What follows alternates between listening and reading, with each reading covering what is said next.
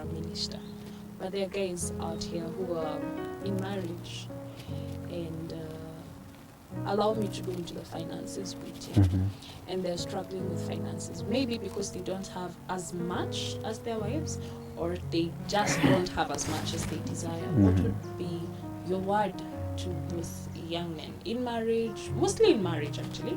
What's your word? And that's your camera, you can tell them. I'd say this, find your meaning, your significance in something more than money. If I know it's quite, the man is called to provide, and we a lot of times are at the risk of idolizing that, and making what we bring home be what defines us. But you remain to be a man, the leader, the head that God has called you to be, even when you cannot quite, in some certain season, be able to provide. Because again, if it's money, just like my wife said at some point, it can easily come and go, and how sad to peg your identity on something that's not, secure, that's not promised. But there is Christ, there is one who is certain, who is there with you always. So I'd say be motivated, to work in obedience to Him. I think that's a better motivation to work than to work because I must get money or I must get ahead of my wife, and I must be earning more. I think that's quite vain, because then if you do get ahead of her and you're making more, then she's useless, right? And then you can abuse her. Or if you are used to making much more than she does, and then coins are flipped and she's the one making more, then you might be tempted to assert your authority as a man in other ways, probably abuse her and still remind her that you're the one who's calling the shots. I don't think God calls us to be the ones who make the most money in our family. He calls us to provide, and we can care for our families even with the resources that our wives make, if in a season that we find ourselves we are not making as much. So set your identity in Christ. I think that would be really helpful. On the same question of finances, Joseph, I don't know what you would tell young men who are also planning to do their weddings, mostly concerning the budget. You guys had a simple, yet you say very happy, joyous wedding. It was. And see, it's proof that a simple wedding is not a bad thing. You guys are still here almost 5 years later. So Joseph, what would you tell guys who are planning to wed? What do you have to tell them about simple budgets? I'd say this. I think, if you think about what's the most important thing that you must have for your wedding, it's you, your bride, and a few relevant people. Really, there's much of what we add to it is not as necessary.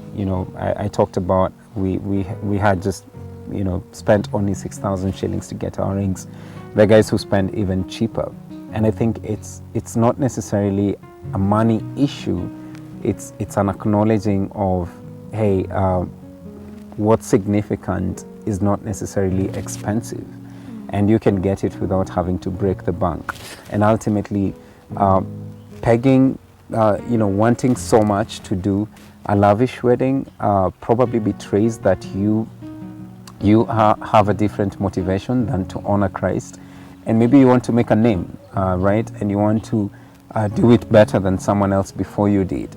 But as many married couples would tell you, it all ends after, just right after the wedding day, and you're in this hotel room at night by yourselves, and we witnesses, we tend to quickly forget, and we are on to the next.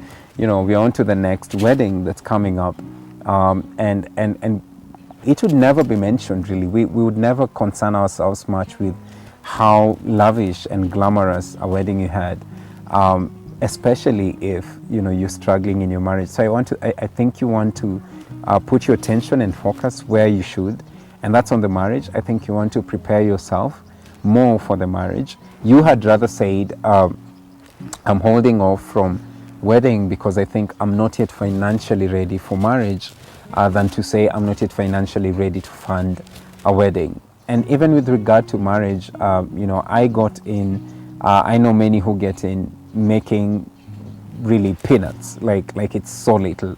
Because again, if you're able to take care of your needs as you have been doing, I don't think a wife changes that so much.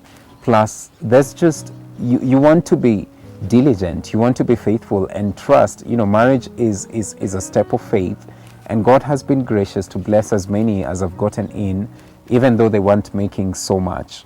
And I think it should be your encouragement as a man, your motivation to say, I'll continue working extra hard, I'll be faithful to God and to my, to my employer, to whoever, and just work extra hard.